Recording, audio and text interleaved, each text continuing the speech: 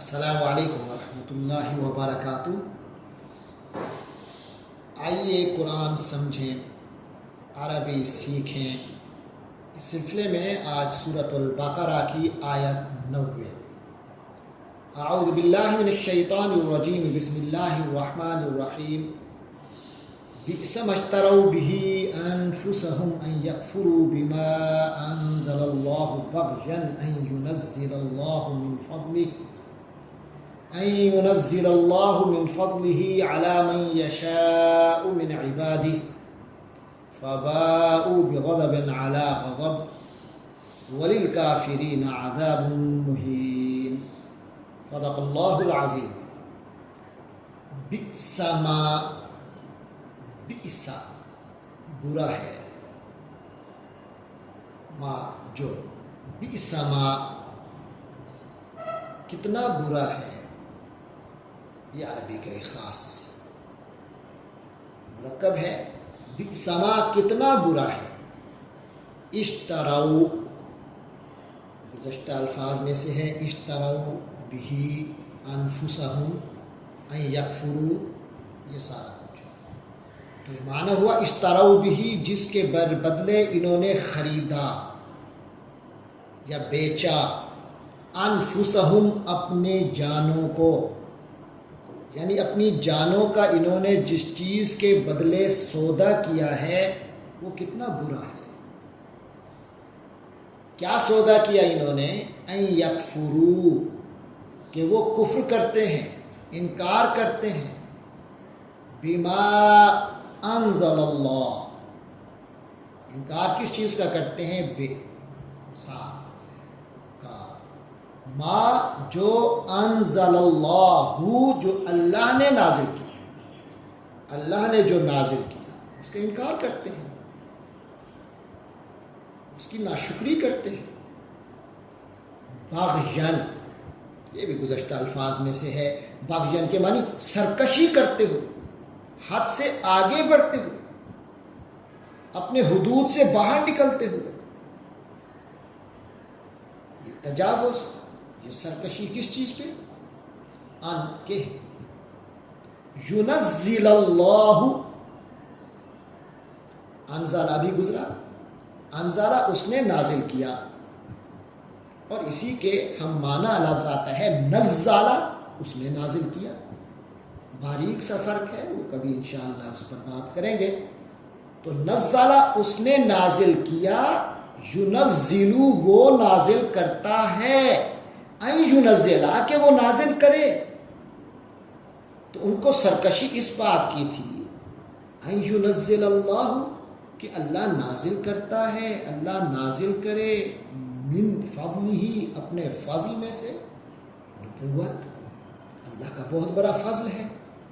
اللہ کی کتاب کا کسی شخصیت پر نازل ہونا بہت بڑا اللہ کا فضل ہے۔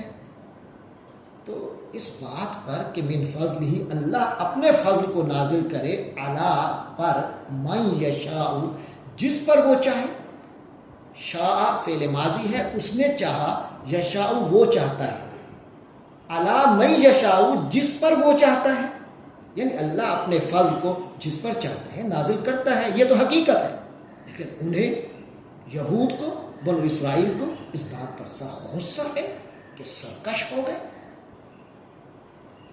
اللہ نازل کرتا ہے من یشاء جس پر چاہتا ہے، من عبادہ لیکن جن پر نازل کرتا ہے وہ اللہ کے اپنے بندے ہوتے ہیں۔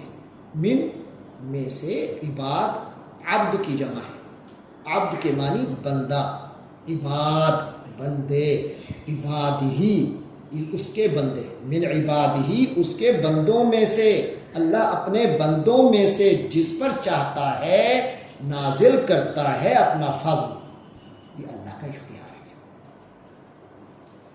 تو کسی کا اس پر اعتراض بنتا ہی نہیں ہے۔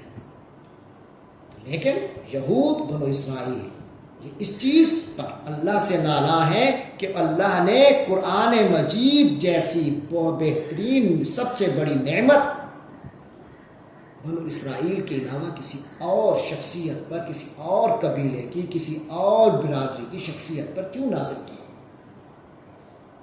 جب کوئی شخص اس حسد میں مبتلا ہو جائے، یہاں تک کہ وہ پھر اللہ تبارک و تعالیٰ کے سامنے سرکشی پہ آ جائے، یعنی شیطانی روش پہ آ جائے، تو پھر یہی کچھ ہوتا ہے جو آگے آ رہا ہے۔ اور یہ الفاظ سارے گزر چکے۔ فَبَاءُوا بِغَضَبٍ عَلَىٰ غَضَبٍ، فا کے معنی تو، باء فعل ماضی جمع مذکر غائب کا صیغہ، باء وہ شخص واپس آیا، یعنی کچھ لے کر لوٹ آیا، پلٹا کوئی چیز کا مستحق ہو کر۔ فباؤ تو یہ لوگ مستحق بن کر آئے، اس کرتوت کی وجہ سے مستحق بن گئے، بغضب غضب کی، علی غضب، غضب بالائے غضب۔ پہلے کرتوت کم تھے کیا؟ جو اب اس چیز پہ نبی پاک صلی اللہ علیہ وسلم کے بارے میں اعتراض کر رہے ہیں کہ اللہ نے ان پر قرآن نازل کیوں کیا؟ یاد رکھو، وَلِلْكَافِرِينَ عَذَابٌ مُّهِينٌ، اور کافروں کے لیے تو عذاب ہے، عذاب مہین ہے۔ مہین کے معنی اہانت کرنے والا، اہانا فعل ماضی، یہین فعل مضارع، وہ اہانت کرتا ہے، اسی سے مہین اہانت کرنے والا۔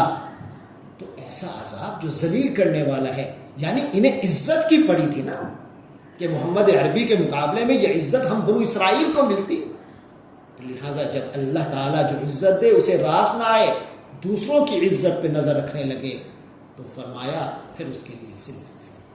خاص طور پر اس مقام پر کہ قرآن، اللہ اور نبی پر اعتراض، تو اس سے بڑی ذلت اس پر اعتراض کرنے والوں پر جو ان کو سزا ملنی چاہیے ذلت کی، اس سے زیادہ مستحق کون ہوں گے؟ تو فرمایا بئس ما اشتروا بہ انفسہم، بری ہے وہ قیمت جس کے بدلے انہوں نے اپنی جانوں کو بیچ ڈالا، اپنی جانوں کا سودا کر دیا۔ ان یکفروا بما انزل اللہ بغیا، کہ یہ اس بات پر کہ اللہ کی نازل ہوئی کتاب کا صرف اس جلن کی بنا پر انکار کر رہے ہیں۔ ان ینزل اللہ، کہ اللہ اس کو نازل کر رہا ہے، من فضلہ اپنے فضل سے، علی من یشاء من عبادہ اپنے بندوں میں سے جس پر چاہتا ہے کر رہا ہے، کہ اللہ اپنے فضل کا کوئی حصہ یعنی وہی اپنے بندوں میں سے جس پر چاہ رہا ہے کیوں اتار رہا ہے، یہ اعتراض ہے ان کا۔ فباؤوا بغضب علی غضب، تو یہ چانچے یہ اپنی اس جلن کی وجہ سے غضب بالائے غضب لے کر لوٹے ہیں، اس کے مستحق ٹھہرے ہیں۔ وَلِلْكَافِرِينَ عَذَابٌ مُّهِينٌ، اور کافر لوگ ذلت آمیز سزا کے مستحق ہیں۔ اللہ تبارک و تعالی ہمیں ہر اس چیز پر راضی رہنے کی توفیق عطا فرمائے جو اللہ نے ہمیں دیا ہے۔ اللہ تعالی ہمیں قناعت کی طبیعت عطا فرمائے۔ اللہ اپنی ذات پر اور حضرت محمد صلی اللہ علیہ وسلم پر ہمیں پورا اعتماد عطا فرمائے، اور قرآن پر ہمارا سچا ایمان ہو، اس کو پڑھیں، سمجھیں، اس پر عمل کریں۔ وآخر